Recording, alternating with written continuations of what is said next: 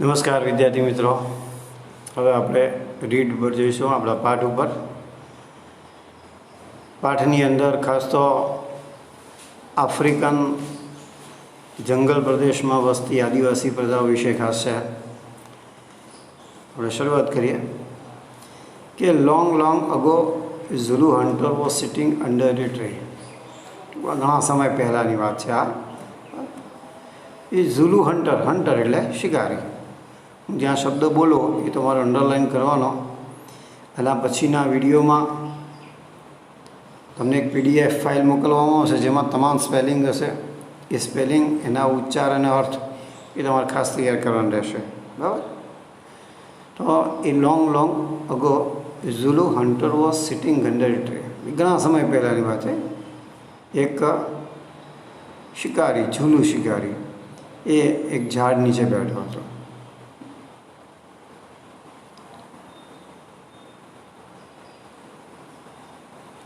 His name was Eddie. એનું નામ એડી હતું. He saw a large herd of deer. Large એટલે મોટું, વિશાળ. હર્ડ ટોળું.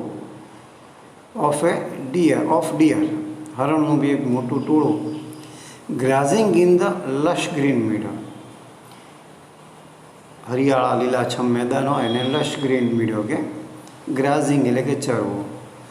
તો કે ભાઈ તેણે એક હરિયાળા મેદાનમાં હરણનું એક મોટું ટોળું ચરતા જોયું. હી સેડ ટુ હિમસેલ્ફ, એણે એની જાતને કહ્યું, this deer are really wonderful. ભાઈ આ હરણા ખરેખર બહુ સુંદર છે, અદ્ભુત છે. But I have to run a lot to catch one of them. પણ જો મારે આમાંથી એકાદને પકડવું હોય તો મારે બહુ દોડવું પડે. Can't there be an easy way to get one. શું આને એકાદને મેળવવા માટેનો કોઈ સરળ રસ્તો ક્યાંકથી મળી રહે ખરો? Suddenly he saw a female cheetah crawling silently closer to the grazing animal. Suddenly બી અચાનક જ એની નજર પડી કે એક ફિમેલ માદા ચિત્તો હતો એ ધીરે ધીરે જે પેલા હરણા ચારો ચરતા હતા ને એની તરફ દબાતા પગલે આગળ વધતો હતો. ક્રોલિંગ લપાતું છું આમ સાયલેન્ટલી, ધીરેથી, ધીમા પગલે. બરાબર? Then she lift and caught a deer. પછી એણે અમુક અંતરે પહોંચ્યા પછી પેલા હરણ ઉપર તરાપ મારી અને હરણને પકડી લીધો. After some time her two young cubs came out of the bush. થોડીક વાર થઈ અને એમાં તો તે બુશ એટલે ઝાડીમાંથી એના બે બચ્ચા, કબ્સ, યંગ કબ્સ એટલે સાવધી તો જન્મ્યા પછી થોડાક મોટા થયો એવા બચ્ચા, એ બહાર આવ્યા. તે ઓલ એન્જોય ધેર મીલ્સ. તે તેણે ભેગા થઈ અને પછી જે પેલો હરણ અને શિકાર કર્યો હતો એનો ટૂંકમાં ખોરાક લીધો, એનો એન્જોય કર્યો. એડીઝ આઈ બ્રાઇટન. કે આ બધું જોયું ને એટલે એડીની આંખો ચમકી ગઈ કે સારું આ બહુ કંઈક જોરદાર વસ્તુ થઈ ગઈ. ક્યાં તે સ્પાર્કલ વિથ એન આઈડિયા. એના મનમાં એકદમ કંઈક વિચાર ઝબક્યો. સ્પાર્કલ એટલે ઝબું, સ્પાર્ક એકદમ ચમકારો થાય ને એ રીતે ચમકારો છે એના મગજમાં કંઈક. He invite this cubs. એને આ બચ્ચાની ઈર્ષા થઈ. કઈ રીતે કે can I be lucky as this beautiful cubs. કે શું હું પણ આ સુંદર બચ્ચા છે એમના જેવો નસીબદાર થઈ શકો? They got their food without any effort. Food એટલે ખોરાક. વિધાઉટ એની એફર્ટ્સ. એફર્ટ એટલે પ્રયત્ન. કોઈ પણ પ્રકારના પ્રયત્ન વગર પેલા બચ્ચાએ તે હતા બંને એમને સરસ ખોરાક મળી ગયો. I have a hunter like their mother. Can I have a hunter like their mother. મારી પાસે પણ માતા જેવી કોઈક શિકારી મને મળી જાય તો આવું કંઈક થઈ શકે ખરું? એણે એવો વિચાર કર્યો મનમાં. એના મનમાં એક એવો નબળો વિચાર ઉત્પન્ન થયો. કેવો? એ આપણે આગળ જોઈએ. He decided to catch a young cub and trade it to hunt for him. To decide એટલે નક્કી કરવું. તો હી ડિસાઇડેડ ટુ કેચ, પકડો, a young cub and train it to hunt for you. એણે મને એવો વિચાર કર્યો કે ભાઈ આમાંથી એકાદ બચ્ચાને હું પકડું અને એને શિકાર માટેની તાલીમ આપું. બરાબર. ધેન આઈ શેલ ઓનલી સે, પછી તો મારે ખાલી એને એવું કહેવાનું રહેશે, oh my dear, go and kill a deer for me. કે હાલા તું જા અને મારા માટે એક હરણ મારી લાય. ટુ કિલ એટલે મારી નાખ. હો my life will be very comfortable. કે મારું જીવન પછી એના પછી એટલે આવું થઈ જશે, એક શિકારી બચ્ચાને તાલીમ આપી દઉં, ગમે ત્યારે મારા માટે શિકાર કરી લાવે એટલે મારું જીવન કેવું થાય, એકદમ આરામદાયક થાય. બેઠા બેઠા મને ખાવાનું મળે, મારે કંઈ શિકારની પાછળ દોડવાની જરૂર પડે નહીં. My life will be very comfortable થાય. પછી કે મારું જીવન છે એકદમ આરામદાયક થઈ જશે. He was quite please with his on idea.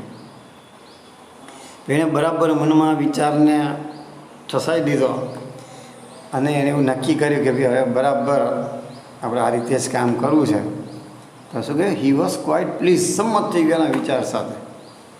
Quite એટલે તદ્દન, પ્લીઝ એટલે સંમત થઈ ગયો હોય કે એ પોતાના વિચાર સાથે સંમત થઈ ગયો. એને મનમાં ટૂંકમાં નક્કી કરી નાખ્યો કે ભાઈ આ રીતે હું એક બચ્ચું છે એને પકડી લઉં અને એની શિકારની તાલીમ આપું તો મારા માટે એ શિકાર કરી લાવે. હી decided two follow cubs and steal one.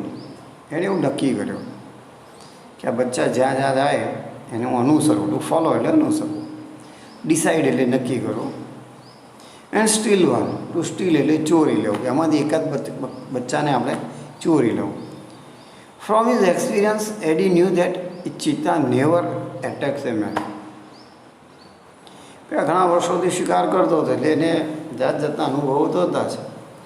એટલે એના ઉપરથી એણે એવું વિચાર્યું કે આ જે ચિત્તા છે એ માણસ ઉપર કદી એટેક એટલે હુમલો કરતા નથી. નેવર એટલે કંઈ કદી નહીં. Therefore it was safe to steal a cup.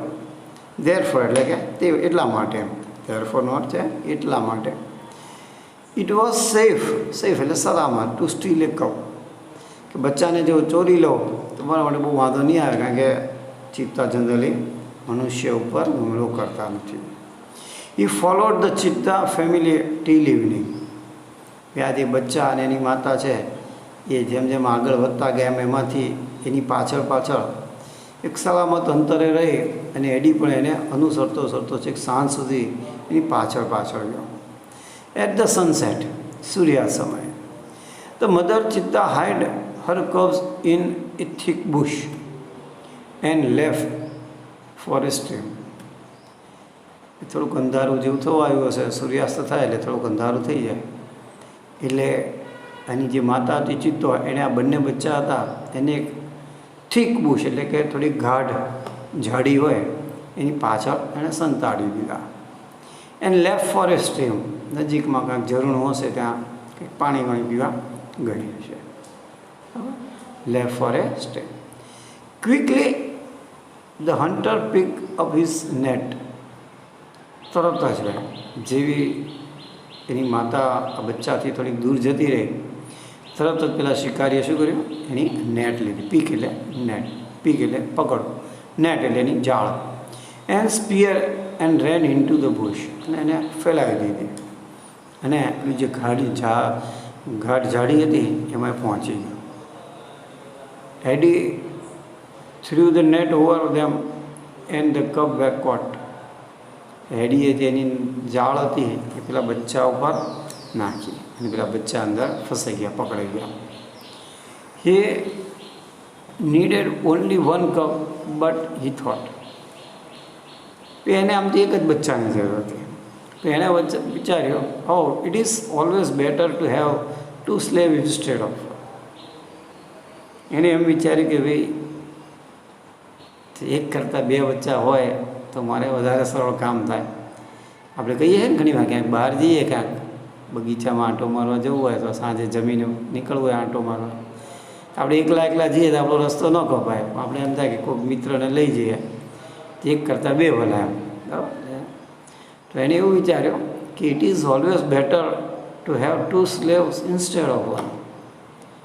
He dragged them with him and hide them under a big basket. He dragged ઢસડીને, કારણ કે કોઈ વસ્તુ આવું કોઈ પ્રાણી હોય એ આવી જાળમાં ફસાઈ જાય એટલે સરળતાથી આવે નહીં, ત્યાં થોડુંક ઢસડીને લઈ જવું પડે, બરાબર ને. He dragged them with him and hide them under a big basket. એની સાથે આ બચ્ચાને લઈ ગયો અને એક મોટું જે ટોપલા જેવું હતું એની નીચે એને સંતાડી દીધા. The mother cheetah returned after a while. The mother cheetah returned after a while. થોડીક વારમાં આજે માદા ચિત્તો છે તેમાંથી પાછો ફર્યો. She did not find her cubs. એને પોતાના બચ્ચાને ત્યાં જોયા નહીં. She looked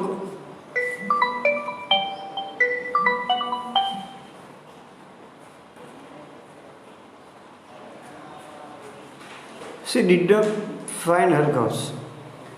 She did not find her cubs. એને બી એના બચ્ચાને જોયા નહીં. She looked all around. એને ચારે તરફ જો, all around એટલે કે ચારે તરફ. First of all, she became angry and jumped wildly. First of all એટલે કે સૌ પહેલાં તો એ ગુસ્સે થઈ ગઈ. Became angry, angry એટલે ગુસ્સે થઈ ગઈ. And jumped wildly. એક જંગાલિયત દ્વારા કૂદકા મારવા મળી આમથી આમ. She sniffed all around. To sniff એટલે સૂંઘવું, all around એટલે ચારે તરફ સૂંઘી જોયું ભાઈ. But alas, she could not find her dear babies. પણ એ પોતાના બચ્ચાને શોધી શકી નહીં અથવા એને એના બચ્ચા મળ્યા નહીં ક્યાંય.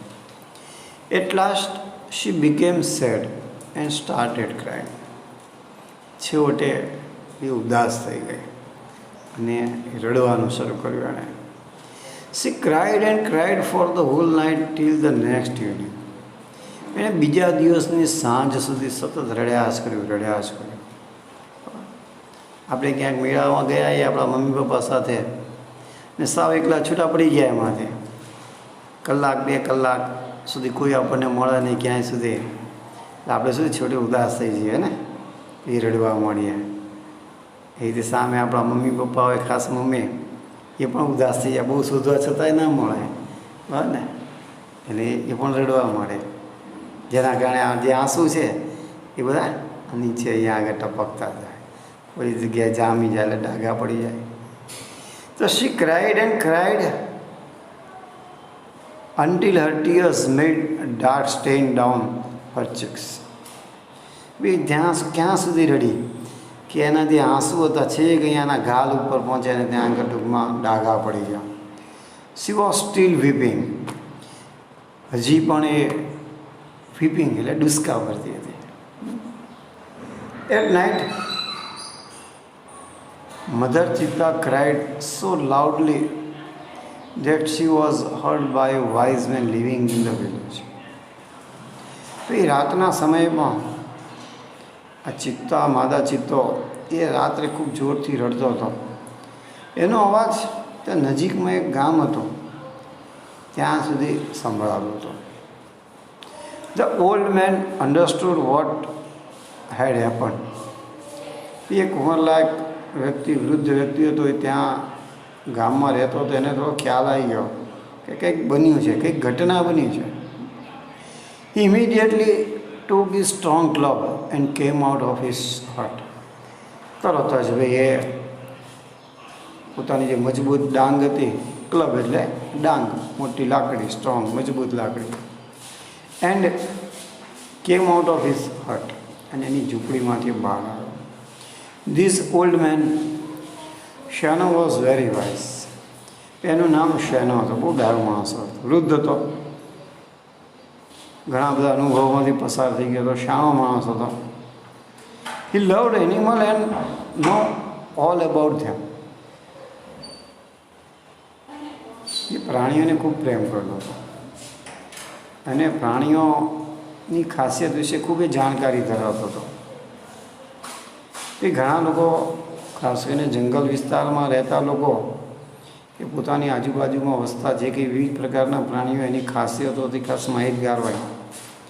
એના જુદા જુદા અવાજો, કારણ કે દરેક પક્ષી પ્રાણી એ જુદા જુદા સમયે જુદો જુદો અવાજ કાઢે છે.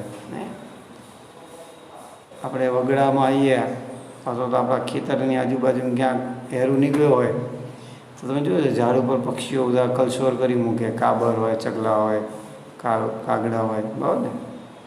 એટલે પ્રાણીઓને આવી કુદરતે એક શક્તિ આપેલી છે.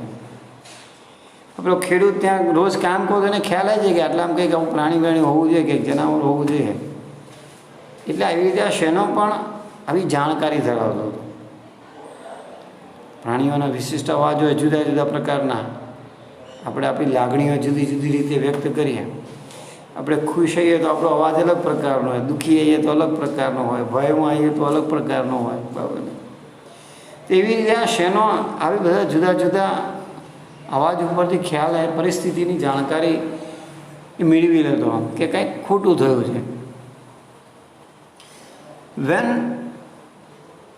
શેનો find out the hidden cups, he knew that it was Eddie's weak idea.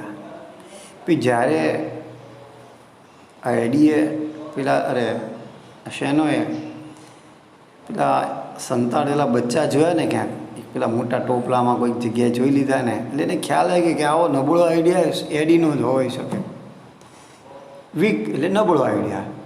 E got angry with Eddie. એ એડી ઉપર ગુસ્સે થઈ ગયો. He rush to the hut and shouted. To rush એટલે ધસી જવો, કે દોડતો દોડતો એ એડીની જે ઝૂંપડી હતી ત્યાં પહોંચ્યો અને જોરથી બૂમ પાડી કે I hate you. To shout એટલે બૂમ પાડવી. I hate you Eddie. Hate એટલે ધિક્કારવું, કે હું તને ધિક્કારું છું Eddie. Everybody of our tribe will hate you because you are lazy and weak too. કે ભાઈ આપણી જ્ઞાતિના તમામ લોકો, એવરીબડી એટલે કે દરેક વ્યક્તિ, ઓફ અવર ટ્રાઇબ એટલે કે આપણી જ્ઞાતિ છે એના દરેક વ્યક્તિઓ તને ધિક્કારે છે. Because you are a lazy and weak too. એ તું આળસુ છું અને તારા વિચારો બધા નબળા છે, હંમેશા ખોટી રીતે તું કામ કરે બધું. ને we know that a hunter must hunt with his own strength and skill. આપણે જાણીએ છીએ કે દરેક શિકારીઓ એને પોતાની તાકાતથી અને ચતુરાઈ, સ્કિલ એટલે ચતુરાઈથી જ શિકાર કરવો જોઈએ. ઓન સ્ટ્રેન્થ, ઓન એટલે પોતાની, સ્ટ્રેન્થ એટલે શક્તિ, તાકાત, એન્ડ સ્કિલ એટલે કે ચતુરાઈ. But you are a lazy hunt. પણ તું એક આળસુ શિકારી છો. You have broken the rules of our tribe. હવે આપણી જે જ્ઞાતિ છે એના જે કંઈ બધા નિયમો છે બધા તે તોડી નાખ્યા. ટુ બ્રેક એટલે તોડવું, બ્રોકન એટલે કે એના દ્વારા તોડી નાખાય. રૂલ્સ, નિયમો. તો you have broken the rules of our tribe. તે આપણી જ્ઞાતિના બધા જે કંઈ નિયમો હતા એ બધા તોડી નાખ્યા. You have brought dishonour to the whole tribe. તે આપણી આખી જે જ્ઞાતિ છે એને અપમાનિત કરી, તે નીચા જોણું કર્યું. એના માટે આપણે કોઈ ખોટું કામ કર્યું હોય આપણા કુટુંબમાં બધા માટે નીચા જોવાનું થાય. ને તો you have brought dishonour to the whole tribe. એટલે આપણી જે આખી જ્ઞાતિ છે, આપણો સમાજ, એના માટે તે નીચા જોવાનું કર્યું, અપમાનજનક કાર્ય કર્યું. All the member of the hunter tribe got together. પછી આ જે હન્ટર ટ્રાઇબ જે હતી, આદિવાસી ટૂંકમાં શિકારી જાતિ, એના બધા જ લોકો, એટલા વિસ્તારમાં વસતા બધા જ લોકો ભેગા થયા. They decided to drive away Eddie from their village forever. To decide એટલે નક્કી કરવું. To drive away હાંકી કાઢવું, બહાર કાઢી મૂકવું. Eddie from their village forever. Forever એટલે કાયમ માટે. આ બધા એવું નક્કી કર્યું કે એડીને પોતાના ગામમાંથી કાયમ માટે બહાર કાઢી મૂકવો. Sheno took the cubs on his shoulder and returned to them to their mother. એ પછી આ શેનોએ એ બંને બચ્ચાએ પોતાના ખભે નાખ્યા અને રિટર્ન ટેમ ટુ ધેર મધર. ની જે માતા જ્યાં જે ઝાડી હતી ત્યાં ફરી પાછાને પરત મૂકી આવ્યો.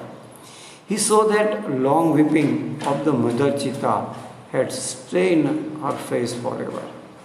એને જોયું કે પેલું માદા ચિત્તો એ 2-3 દિવસથી સતત દિવસ રાત રડ્યા કરતો હતો.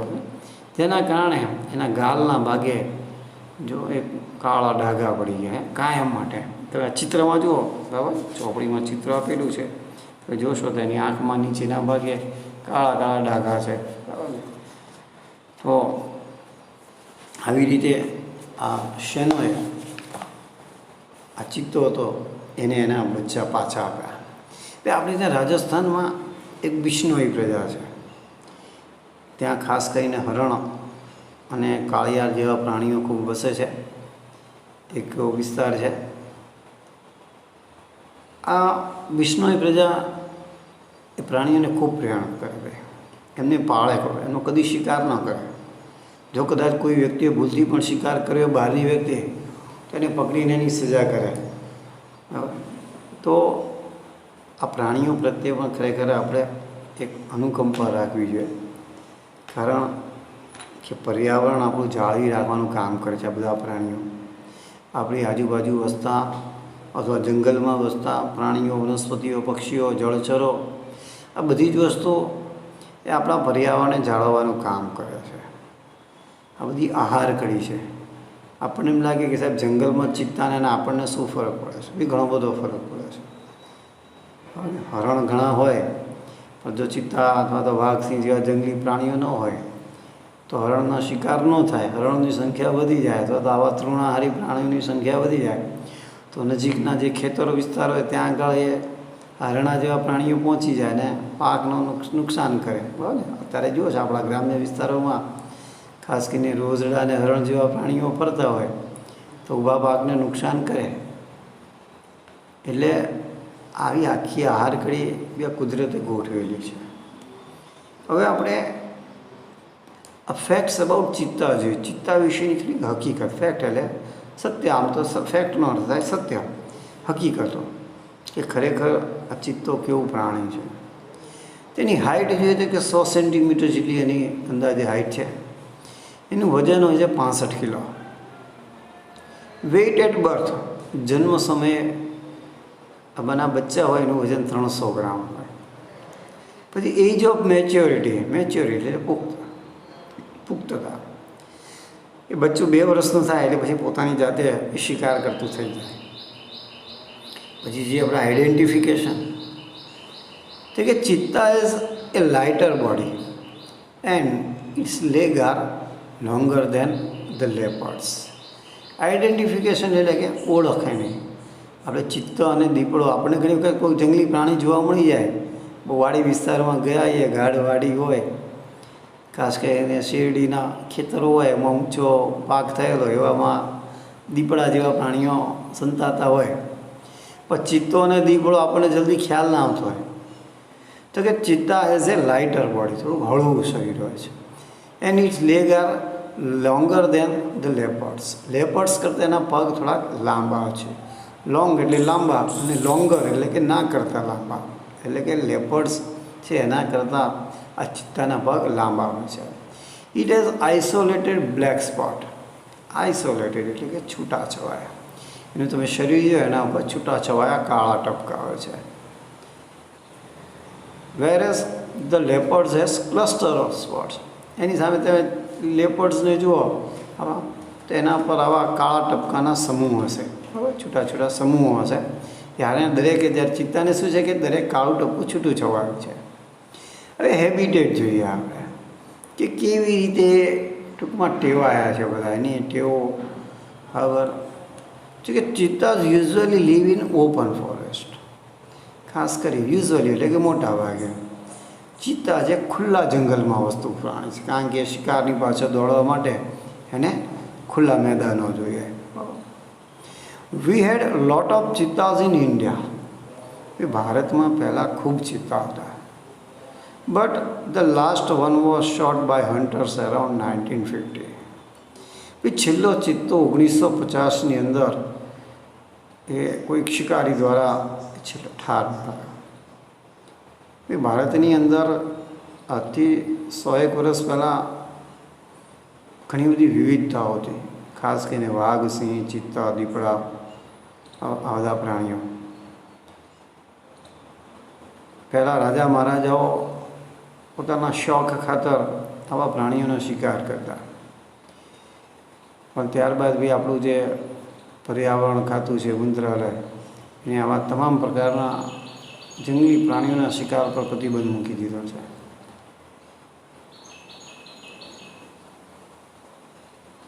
ખાસ કરીને તમે આપણે સાસણગીર છે કે જ્યાં એશિયાનું એકમાત્ર સિંહનું અભયારણ્ય છે, બરાબર ને, રાષ્ટ્રીય ઉદ્યાન છે બીવા, ત્યાં એક જ જગ્યાએ સિંહ જોવા મળશે તમને, બીજે ક્યાંય જોવા નથી મળતા. તો આવા અલભ્ય પ્રાણીઓ હોય એના રક્ષણ માટે ખરેખર સરકારે આવા અનેક પગલાં ભરેલા છે કે જેથી કોઈ એનો શિકાર ન કરે. એ જ રીતે આપણા દેશમાં ઘણી બધી જગ્યાએ વાઘના અભયારણ્યો છે. મહારાષ્ટ્રમાં છે, રાજસ્થાનમાં, રણથંભોરમાં છે. એવી રીતે પશ્ચિમ બંગાળમાં જીમ કોર્બેટ નેશનલ પાર્ક છે. આવા ઘણા બધા અભયારણ્યો છે ભાઈ, કે જ્યાં આ વાઘ, ચિત્તા તો નથી ખાસ, પણ દીપડા જેવા પ્રાણીઓ એ બધા વસતા હોય અને એમને રક્ષણ પૂરું પાડવામાં આવે છે. તમે જોતા હશો કે આપણા વિસ્તારમાં પણ ઘણી વખત દીપડા જેવા પ્રાણીઓ આવી જતા હોય, કારણ કે એને શિકાર ન મળે એટલે ધીરે ધીરે રહેણાંક વસ્તી હોય ત્યાં પહોંચી જાય, એને જે કંઈ મારણ કરે. તમે સાસણની આજુબાજુ ખાસ કરીને અમરેલી જિલ્લાનો ખાંભા, વડિયા એ બધા તાલુકામાં જોશો તો તમે છાપા વાંચતા હશો વારંવાર કે ભાઈ સિંહે બળદનું કે ગાયનું કે એનું મારણ કર્યું. ઘણી વચ્ચે ગામમાં આવી જતા સિંહ, બરાબર. કારણ કે આપણે એમના જે કુદરતી આવાસો છે એ છીનવી લીધા, બરાબર. એમના જે ગાઢ જંગલો હતા એ જંગલો કાપી એમાંથી આપણે રસ્તા પસાર કર્યા, જેના કારણે એ સતત ડિસ્ટર્બ થયા. એમની જે રહેવા માટેનો વિસ્તાર ઘટી ગયો એટલે પોતાના વિસ્તારથી ધીરે ધીરે ધીરે એ દૂર થવા મળ્યા. આજે હમણાં તમે વાંચ્યું 6-12 મહિના પહેલાં જ છેક અહીંયા સાયલા, ચોટીલા સાયલા સુધી ભાઈ પહોંચી ગયા હતા સિંહ, બરાબર ને. કેમ એટલે બધે પહોંચવાનું કારણ તો કે ભાઈ એમના જે કુદરતી આવાસો છે આપણે છીનવી લીધા છે. ખરેખર આવા પ્રાણીઓ એનું આપણે રક્ષણ કરવાની જરૂર છે, એમને એમના કુદરતી વાતાવરણમાં રાખવાની જરૂર છે અને આપણે ડિસ્ટર્બ ન કરીએ. હવે હેબિટ વિશે જોઈએ કે it is the fastest animal on the earth, કે જે પૃથ્વી પરનું સૌથી ઝડપી પ્રાણી છે. ફાસ્ટેસ્ટ એટલે ઝડપી. Its top speed can be around 100 km/h. તેની ટોપ સ્પીડ એટલે કે વધુમાં વધુ સ્પીડ એ કલાકના 100 કિલોમીટર જેટલી હોઈ શકે છે. But it can maintain this speed only for a very short distance. પણ આ જે ચિત્તો છે એ આવું ઝડપ ફક્ત થોડાક અંતર માટે જ જાળવી, મેન્ટેન એટલે કે જાળવી રાખો, four a very short distance, ખૂબ ટૂંકા અંતર માટે જ આ સ્પીડ જાળવી શકે છે. તમે જો જંગલી પ્રાણીઓ છે એ બહુ દોડે એટલે હાંફી જાય, બરાબર ને. તમે આપણી આજુબાજુમાં ખાલી કૂતરા અથવા બિલાડીને જોશો તો દોડે પછી તરત હાંફી જાય, એટલે હંમેશા મોઢેથી શ્વાસ લેતા હોય ને, એમનો શ્વાસોશ્વાસનો દર ખૂબ જ ઊંચો હોય, બરાબર, જેના કારણે એ મોઢેથી વધારે શ્વાસ લે છે. તો આ ચિત્તો છે એ આ 100 કિલોમીટર જેટલું અંતર છે ને એ થોડો સમય એટલી જે સ્પીડ છે, ઝડપ, એ થોડા અંતર માટે જાળવી રાખે, એનાથી વધારે પછી એ થાકી જાય. Sometime it can take a leap as long as 15 meters. ભાઈ ઘણી વખત એ તમે જુઓ ડિસ્કવરી ચેનલ કે તમે જોતા હશો, એની પાછળ કોક શિકારની પાછળ આવો ચિત્તો પડેલો હોય તો કેટલી બધી 15 મીટર જેટલી લાંબી છલાંગો મારે છે. તમે જો 15 મીટર એટલે કેટલું બધું લાંબુ. તો હરણા પર ઊંચા કૂદકા મારીને દોડતા હોય છે, બરાબર ને. તો it creeps silently behind the prey and then lives up to catch it. મોટા ભાગે જંગલી પ્રાણીઓ એ દૂરથી કોઈ એક પ્રાણીને, જે કોઈ શિકાર હોય પ્રાણી એનો, એને એક નિશ્ચય કરી રાખે છે, એને અમુક અંતર સુધી ધીરે ધીરે દબાતા પગલે લપાતો છુપાતો એની નજીક પહોંચે છે. જ્યારે એમ લાગે કે હવે મારું બરાબર દોડી અને એને પકડી શકીશ એવા ટાઈમે જ એ એકદમ ફાસ્ટ દોડી અને પછી એ શિકાર ઉપર તરાપ મારે છે. તમે આવું ડિસ્કવરી ચેનલમાં જોવા મળશે તમને. તો ઇટ ક્રીપ્સ સાયલેન્ટલી બિહાઇન્ડ ધ પ્રે. પ્રે એટલે શિકાર. સાયલેન્ટલી ધીરે ધીરે લપાતો છે, દબાતા પગલે. ક્રીપ્સ એટલે દબાતા પગલે. And up to catch it. It does not preserve its prey. ભાઈ ઘણી વખત એવું બને કે જ્યારે એકદમ તરાપ મારવા જાય તો આપણો શિકાર છટકી જાય, એટલે એ જે પ્રાણી, જે ચિત્તા જેવું પ્રાણી છે ત્યાં પછળ આવે છે. તો this sometimes causes death of cows and young cheetahs. બચ્ચા હોય આ રીતે શિકાર કરવા નીકળે, દોડે અને તે પછડાય તો મૃત્યુ પણ પામી શકે. કોઝ એટલે કે એમના મૃત્યુનું કારણ બની શકે છે આવી છલાંગ એમના માટે. અથવા તો જે નવું શીખેલું હોય શિકાર કરવાનો, બરાબર, તો આવા જે ચિત્તા હોય એ આવી રીતે મૃત્યુનું કારણ પણ એમના માટે બની શકે છે. It is a સોલિટરી creature. એકાંત એને ગમે છે. સોલિટરી એટલે એકાંતી, એને બહુ કોઈ ડિસ્ટર્બ ન ગમે, એકલું જ રહે. ક્રિએચર એટલે પ્રાણી. It does not live in a group or a herd. એ સમૂહમાં અથવા તો ટોળામાં રહેતું નથી. Its family separate as soon as the cubs are mature. જેવા એના બચ્ચા પુખ્ત થઈ જાય એટલે આ જે માદા અને બધા બચ્ચા છે બધા પોતાની રીતે છૂટા પડી જાય છે. હવે એના વિશે ડાયટ એટલે કે એના ખોરાક વિશે વિચારીએ કે જનરલી શું ખાય છે. તો કે medium size bugs are its main food. મધ્યમ કદના, મીડિયમ એટલે મધ્યમ, સાઇઝ એટલે કદ, તો કે ભાઈ મધ્યમ કદના બગ્સ, કાળિયાર અથવા હરણ જેવા પ્રાણી છે એનો મુખ્ય ખોરાક છે. ફૂડ એટલે ખોરાક. It also catches heads and large birds. કેટલીક વખતે કંઈ ન મળ્યું હોય તો સસલા હોય જંગલના એ અથવા તો મોટું પક્ષી હોય એનો પણ શિકાર કરે છે. હવે એના કબ્સ એટલે કે બચ્ચા વિશે વિચારીએ. The female gives birth to 2 to 4 cubs in at a time. મોટા ભાગે માદા ચિત્તો છે એક સાથે 2 થી 4 બાળકોને જન્મ આપે છે. They are very beautiful with long silver grey fur. આ જે ચિત્તાના બચ્ચાઓ છે બહુ સુંદર હોય, એના શરીર ઉપર સોનેરી રંગની ગ્રે ભૂખરી એવી ફર હોય. ફર એટલે રૂંવાટી, બહુ સરસ હોય. બરાબર, આપણને તો જલ્દી જોવા ન મળે, પણ આપણે બિલાડીના બચ્ચા હોય તો તમે જો એના શરીર ઉપર સરસ મજાની રૂંવાટી હોય, હે ને, ચળકતી.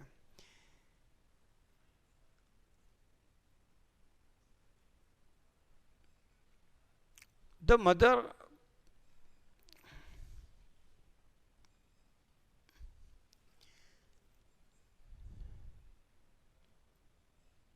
The mother calls them by giving a high-pitched whistle like a bird. કેટલીક વખત એવું બને કે બચ્ચા પોતાની માતાથી દૂર જતા રહ્યા હોય, તે માદા ચિત્તો છે એને બોલાવવા માટે સહેજ ઊંચાઈ ઉપર બેસી અને પક્ષીઓની માફક એ સીટી વગાડે, વિશિષ્ટ પ્રકારની સિસોટી વગાડે છે, તીણો અવાજ કાઢે છે કે જેથી એટલામાંથી બચ્ચા હોય એ તરત એની માતા પાસે આવી શકે. તો આવી રીતે કુદરતે દરેક પ્રાણીને એક તો મમતા આપી છે, બરાબર ને. આ પાઠની અંદર ખાસ તો એક મમતા પણ જોવા જઈ છે કે એક માદા ચિત્તો અબોલ પ્રાણી છે, બરાબર ને, એનાથી એના બચ્ચા દૂર થઈ જાય ત્યારે એને કેટલી તકલીફ પડે છે. આવું તો દરેક પક્ષીઓમાં, પ્રાણીઓમાં, જળચરોમાં, મનુષ્યમાં બધે આપણને જોવા મળે છે. બરાબર. તો આ પાઠની અંદર મુખ્ય 2 વસ્તુ છે કે જંગલમાં વસતા પ્રાણીઓ અથવા તો આપણી આજુબાજુમાં વસતા પ્રાણીઓ છે, આપણે એમનું ખરેખર રક્ષણ કરવું જોઈએ. પ્રકૃતિ પર્યાવરણનું રક્ષણ કરવું જોઈએ. તમે ડિસ્કવરી ચેનલ ઉપર અથવા બીજી આવી ચેનલો અનેક છે કે જેના પર આવા જંગલી પ્રાણીઓ વિશે બતાવવામાં આવે છે. એ તમે જુઓ તો એમની ખાસિયતો જોવા મળે આપણને. જુદા જુદા પ્રાણીઓ, એમના કદ, આકાર, એમની વિશિષ્ટતાઓ, આ બધું આપણને જોવા મળે. તો વિદ્યાર્થી મિત્રો, અહીંયા આગળ આપણે પહેલો પાઠ પૂરો કરીએ છીએ. આ વિડીયોનો સંપૂર્ણ અભ્યાસ કર્યા પછીના વિડીયોમાં એક PDF ફાઇલ છે કે જેની અંદર તમામ સ્પેલિંગ આપેલા છે. એ સ્પેલિંગ, ઉચ્ચાર અને અર્થ એ તમારે ખાસ લખીને તૈયાર કરવાના છે તમારી અંગ્રેજીની બુકમાં. ત્યાર પછીના વિડીયોમાં એક પછી એક એક્સરસાઇઝ મેં બોર્ડ ઉપર લખીને તૈયાર કરી છે, સમજાવી છે. એ તમારે એક્સરસાઇઝ પણ તૈયાર કરવાની રહેશે. અને આ બધી જ વસ્તુઓ, ખાસ કરીને સ્પેલિંગ, એ તમારે મને 2 દિવસ પછી તમારી નોટબુકમાં લખી અને વોટ્સએપમાં મને ફરી મોકલવાના રહેશે. બરાબર.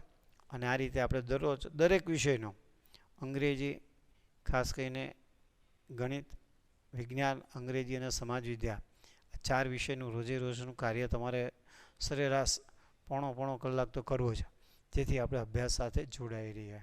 નમસ્કાર.